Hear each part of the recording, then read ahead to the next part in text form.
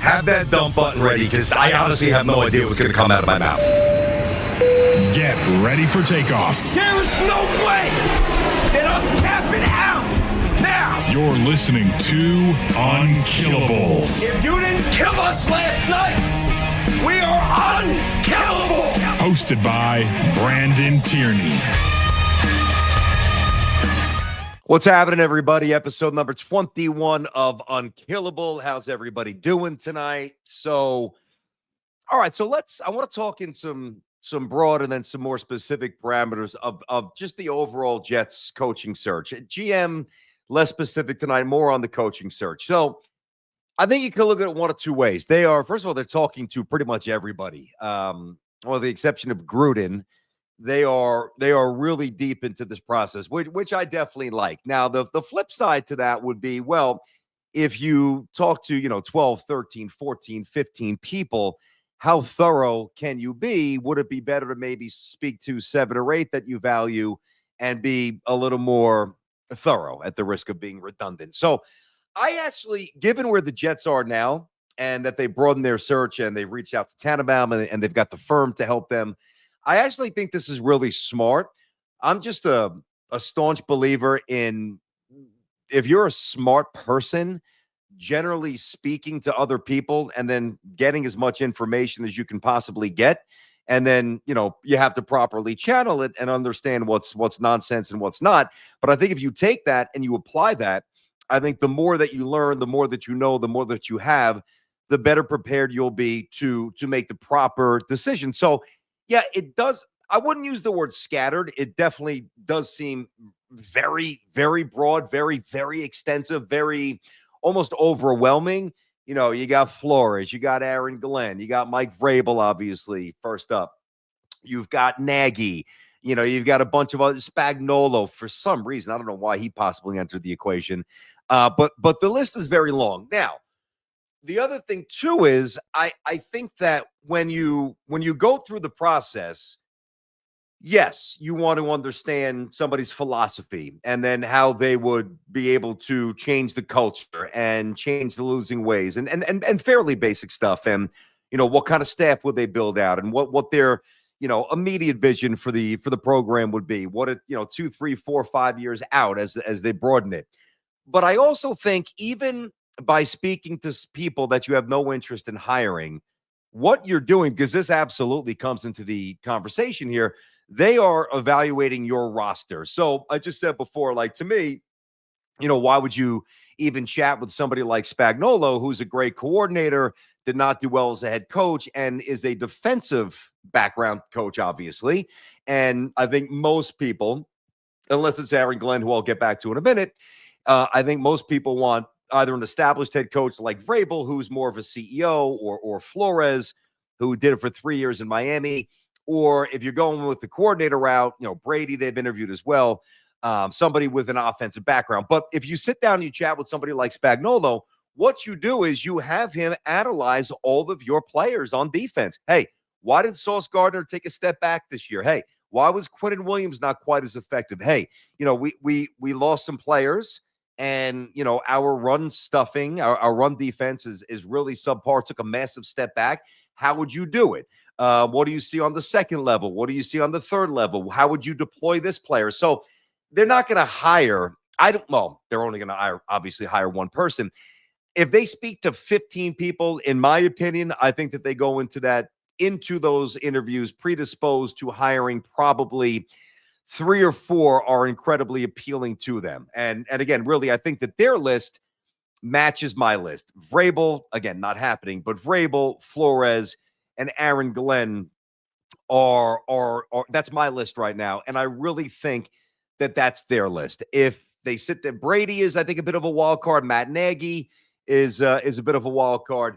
But now the other thing too, and I just got back. I was out at St. John's. I had to do interview with Patino for the TV show, The Red Storm Report. St. John's, by the way, is 13-4 and 4-1 in the conference, and looking forward to the matchup with Villanova this weekend. So anyway, I was on campus and I was waiting for Rick to finish up practice, and I was scrolling through my phone, and I saw, let's get to Aaron Glenn. I saw that Aaron Glenn turned down an interview with the Patriots. Now, the first thing is, I get it. From an emotional perspective, from a Jets perspective, the first thing that you think, and really the first thing that I think is like, good, stick it to them. The hate runs deep with Aaron Glenn. And I love that. And maybe that's a small part of it. Maybe, well, it can't be their quarterback situation because they've got a pretty appealing one with Drake May. Maybe though, he's maybe, hold on, I wish I had a tissue here, pardon me. I think that really with Aaron, I think that, and I don't blame him, I think what it really comes down to for Aaron and other minority candidates who really don't feel that they're getting a real look, they're saying, I'm not going through your charade. I'm not going through your dog and pony show. I'm not going to let you trot me out so you could check a box for the Rooney Rule with no intention to hiring me. Now, if Mike Vrabel was maybe still in Tennessee, or Mike Vrabel was hired by maybe the Jets already, whatever, or the Bears, I know we interviewed with them as well, then maybe, I don't know this to be true, but maybe Aaron Glenn's thought process is very different. Maybe he views the Patriots as a much more viable opportunity. Now, I remember years ago, talking to Willie Randolph about this. When Willie was, this is when he was still coaching the Yankees before he was a manager with the Mets. And Willie got a couple of, I don't like to use the word token, but a couple of token interviews. The Reds, I want to say, definitely the Pirates were one. And, and I remember kind of talking to Willie like, is this authentic? Is this kind of a sham? Or do you really have a chance to get the job? And, we got into the thought process of minority candidates, which, I can't relate to that because I'm not a minority coaching candidate. But imagine back then, things have changed a bit for the good. But back then, it was even more of a charade. So what Willie told me really resonated then. It has always stuck with me. He said, listen, number one, I owe it to myself to go in there, put my best foot forward. I said, all right, that makes sense. He said, I owe it to future minority candidates to go out there and get in a room and, again, put my best foot forward in front of executives. And the other thing, and this is really important, and I wouldn't have thought of this all those years ago, but let's say it really is, and forget about Willie now, forget about Aaron Glenn, just talking as an overall concept. Conceptually speaking, Team X brings in minority candidate Y. Minority candidate Y, along with everybody else, doesn't think that there's a chance in hell he's going to be hired. It's just to satisfy the Rooney Rule. Or in baseball, where there's not really quite such a rule like that, but just to, again, scratch or check that box. If you go to the room, even if and that's got to be a tough, that's a tough place to be. It's an unfair place to be, and it's a tough room to walk into when no matter what you do, they have no interest in hiring you. However, if you do project really well and you come across as certainly somebody who is highly qualified, maybe somebody else in that room who's not making the decision that time, maybe they're the assistant general manager, maybe they're head of scouting. Maybe if you're in a different room 3, 4, 5 years down the road, that person who doesn't have the juice to make the hire in real time is now a decision maker down the road. And you made quite the impression with them several years before that. And now they don't bring you into the room to satisfy some stupid rule. And not that the rule is stupid, the way it's applied, I think, is unfair. I think I don't want to get sidetracked, but I think the Rooney Rule in the spirit is a great thing. But I think there's way too many flaws with it. I think many of you would agree with that. So that's why you do it. You get in the room and you lay out the plans for the organization.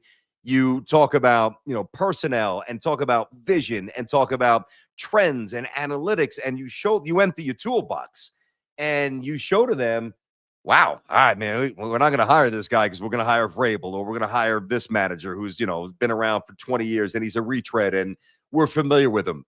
But a couple of years down the road, as I just said, if the opportunity presents itself to get in the room where you've got a real chance, and now the guy who was third, fourth, or fifth, or gal in charge back then is now basically calling the shots and overseeing things, now you are perceived in a different light. So that's just a general overarching, broad scope, 20,000 foot view. All right.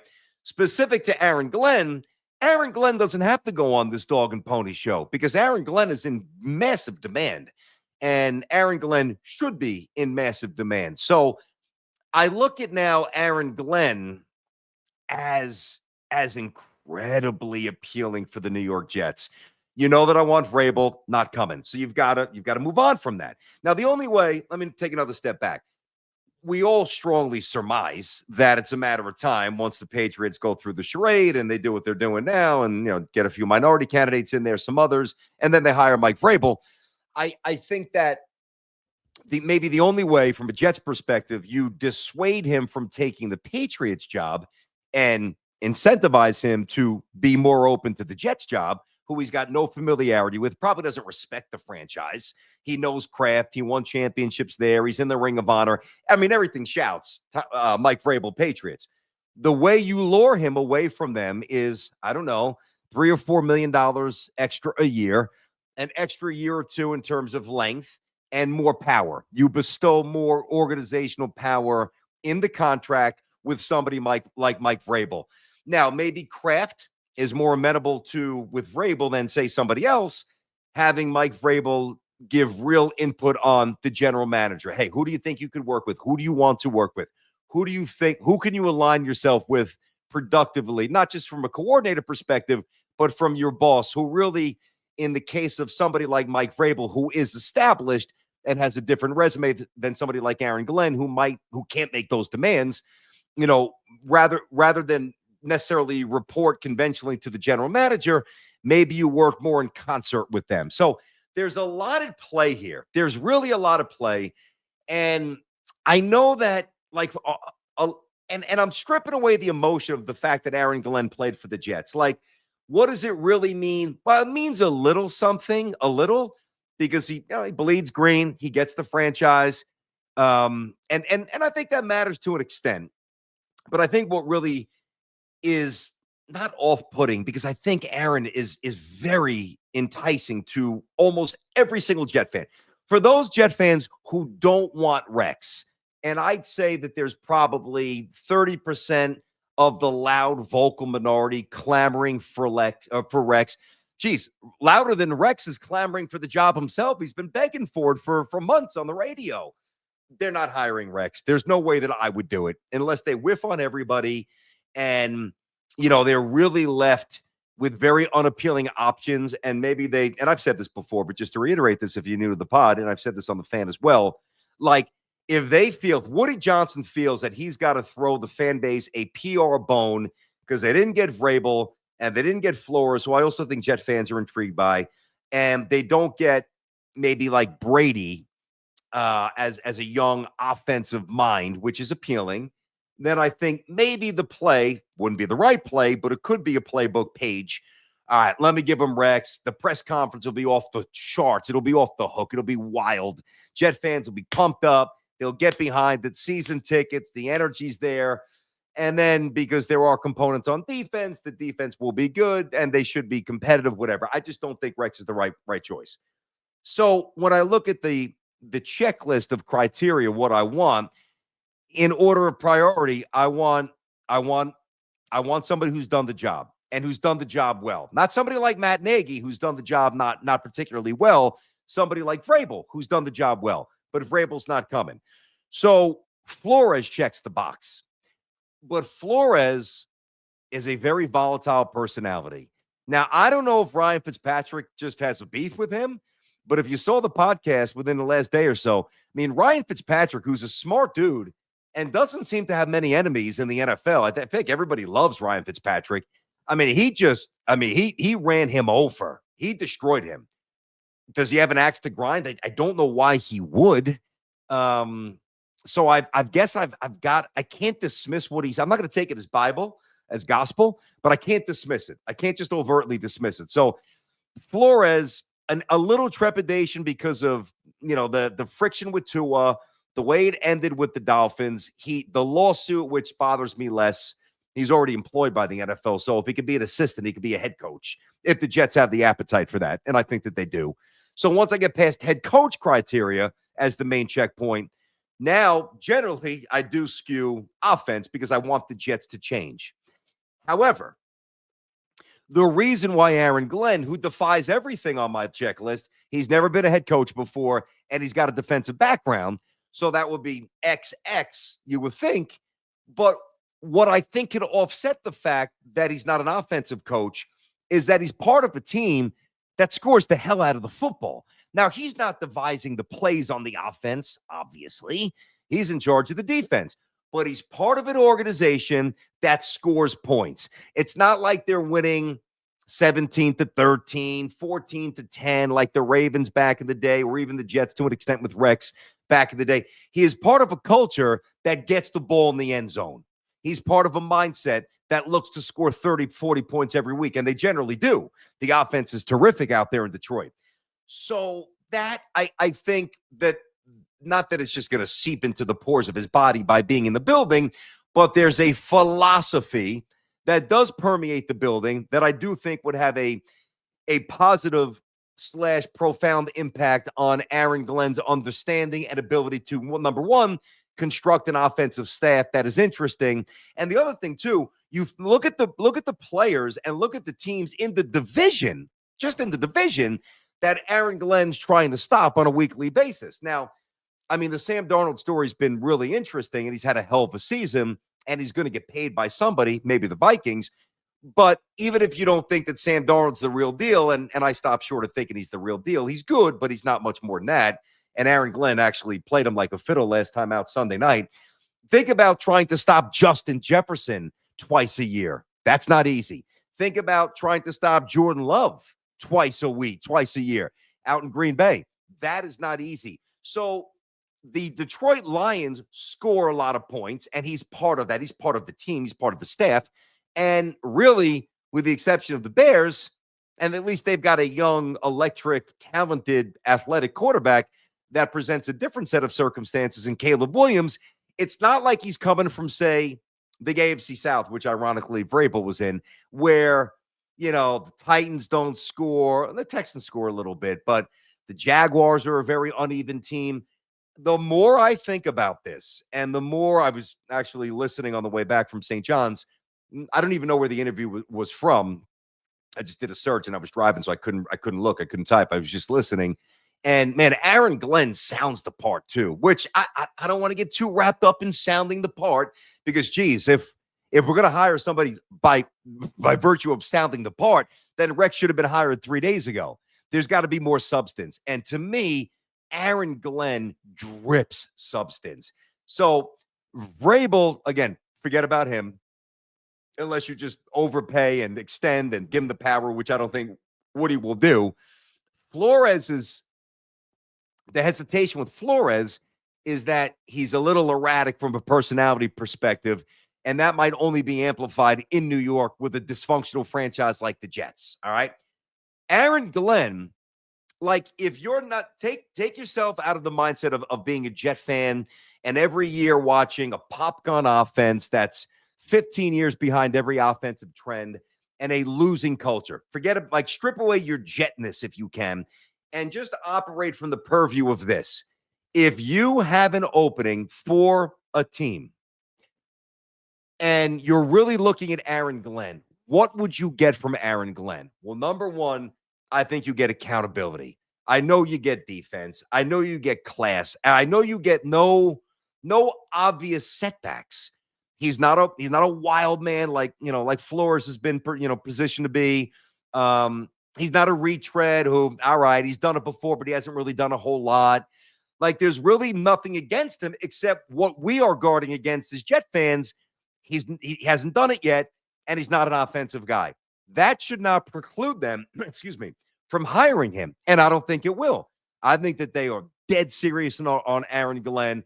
I love the fact that he said to the Patriots, stick it. I'm not wasting my time. You're not hiring me. You're going to check your little box, and you could check your box with somebody else. I'm not falling for it. So there's a lot at play here. But again, just as a brief summation here, I do like the broad scope of the search. It's a lot. But for the first time, really, in this century, I feel like it's as extensive and it's probing and it's all encompassing. Like I feel like the Jets actually have a clue this cycle. I do. Now, the other thing too, is that unlike when they hired Adam Gase and unlike when they hired Robert Saleh, this Jets job is a lot more appealing with or without Rodgers. Now, you can make the case that for some coaches, it's unappealing with Rodgers. I think some would want him. I think some would not. Me, I think I told you he can still play. He was 8th in passing yards. He was 7th in touchdowns. He didn't even play like Aaron Rodgers. He had one of the best quarterback seasons, one of the best seasons a Jets quarterback has ever had, outside of Vinny in 98, Fitzpatrick, when I don't know how the heck he put the numbers up that he did, but he did with Marshall and Decker. That's about it. Maybe 1 year from Pennington, but Pennington didn't throw a ton of touchdowns, and Chad was good. I didn't see Namath, Kenny O'Brien. That's it. That's it. So, that's not why you bring Rodgers back, but it does contextualize his season. I think it's grossly overstated and not overstated. I think it's just flat out wrong when people say Aaron Rodgers cannot play. Aaron Rodgers can still play. The problem is the Jets, what was around the Jets failed Aaron Rodgers more than Aaron Rodgers failed the Jets. Now, the other thing, too, why I think the Jets are close, I'm not going to go nuts and say, with one more lineman offensively, one more run-stuffing lineman, and maybe a second or a third level defender, that they can be in the Super Bowl. I learned my lesson last year. But I'll tell you one thing. If you can eradicate the ridiculous amount of penalties, which, by the way, a good disciplined coach will do immediately, you will turn the ball over less, you will force more turnovers, and you will absolutely cut the penalties in half just by having the right coach show up. Now, eventually, to become a Super Bowl champion, you've got to take a step beyond that. Like, you can't just be a good ball control, low penalized, disciplined team and expect to win 13 games every year. But you're going to be in every game. You'll probably win more tight games than not, like the Jets, who lost a ton of tight games. So I think it's a lot more appealing. Like when Saleh came here, they were in ruins. When Gase came here, they were worse. So I do think it's appealing. I do like the way the Jets are attacking this. There's a lot of the names on the list that I dismiss immediately for reasons I've already said. But I do think at the end of the day, they are doing this to collect as much information on their players from guys who have been around the NFL, different systems, different franchises, different philosophies. I'm actually excited. I'm excited. Let me pull my guy Evan in here. I'm tripping over. I can't even say my P's. I'm so excited. I'm excited that this is, as of now, barring some unforeseen, catastrophic, trap door that can always happen with our Jets. I am emboldened by what's going on with our Jets. How about you? Yeah, no, I definitely think that, those top 3 guys that you mentioned, and even like Joe Brady, the top 4, I think if you get any of those, the fan base will be really, really fired up. And I think that's exactly what you need, because it's like the first thing you got to do is win the fan base back by getting a guy that they like. And then you can win him back when you start playing by actually playing well. But I definitely think bringing in a guy that other teams coveted really shows you like, okay, we're doing something right here and we're getting it going. Whereas if you bring in one of these guys that no other team's interviewing, it's like, okay, that could be a problem, So if you get one of those top guys, then the fan base is like, all right, we got the main guy we need at the top, and now we can move forward. So, and the other thing too, not that this necessarily impacts who's going to take the job, but the Bills are obviously really good, and the Patriots have a young, interesting quarterback, and they've got money. They've got about $130 million in cap space, but the Patriots are not a good team. The Dolphins are going backwards. Tyreek Hill checked out of the game. He said he wanted to get dealt, then he said he didn't. McDaniel's losing control. Tua, when he's healthy, he's good, but he can't stay. Like, the Dolphins aren't anything. The Jets just beat the Dolphins. Tells you all you need to know. So it's a division that is, you can manipulate the division. I know you got to get past Buffalo. Josh Allen's not going anywhere, but there's a lot of things, for all the reasons I've stated. You share my enthusiasm to think that the Jets are really this close with several men that can lead to very positive directions. It's not like one guy where every egg is in one basket, and if he like Vrabel, and if he spurns them for the Pats, they've got no other options that are viable. There's a lot of good options. So they just got to, first they had to identify the options. Now you got to convince somebody to take the job. And somebody good is taking this job. So before we wrap it up, want to keep it short, sweet. Wanted to get this out there. I'm excited. By the way, Spotify, Apple, download this, get this to your Jet fans across the country, across the world. Make sure you catch me every Monday through Friday, 10 to 2 with me and Sal. I know you've given me your list of preference.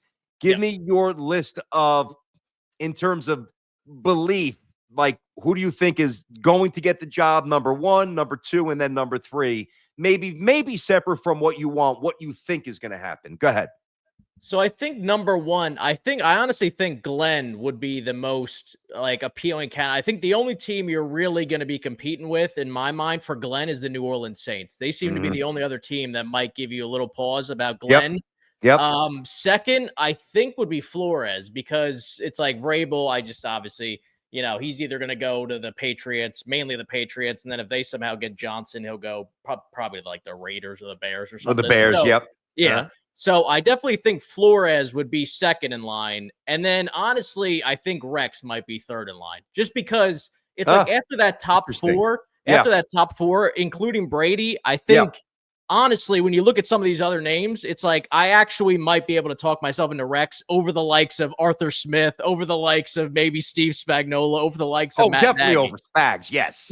Yeah. So it's like there's some other names, like the bottom tier guys, like a Brian Greasy, Vance Joseph. It's I could talk myself into Rex over those guys. But obviously, Aaron Glenn and Brian Flores, I think, would definitely be the most attainable guys toward the top. It's funny. When we started the list, when it first started, it was, and this before Mayo was fired, it was in terms of preference. It was Vrabel.